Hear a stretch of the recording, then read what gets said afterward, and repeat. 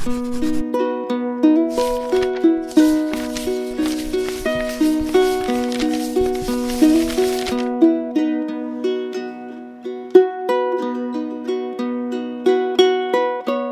brothers and sisters, in today's gospel, Jesus gives us a deep and comforting truth.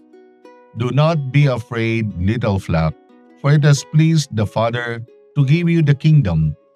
What is this kingdom? It is God Himself, His love, His presence, His grace.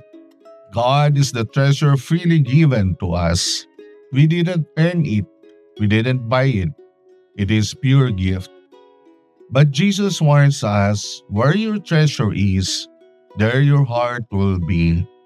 If our hearts chase after riches, success, or comfort, we'll be restless and distracted. But if God is our treasure, our hearts will be anchored, peaceful, and ready. That's why Jesus tells us to stay awake, to not procrastinate, not delay or get lazy in our spiritual life. The treasure of God is not just for the future. It's meant to shape how we live now. And if we've truly received that treasure, then we must share what has been entrusted to us. Our faith by living it, our blessings by being generous, our time by serving with love. Jesus ends with this truth. Much will be required of the person entrusted with much.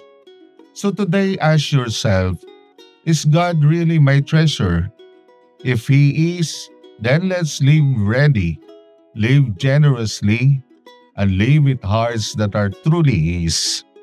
Amen.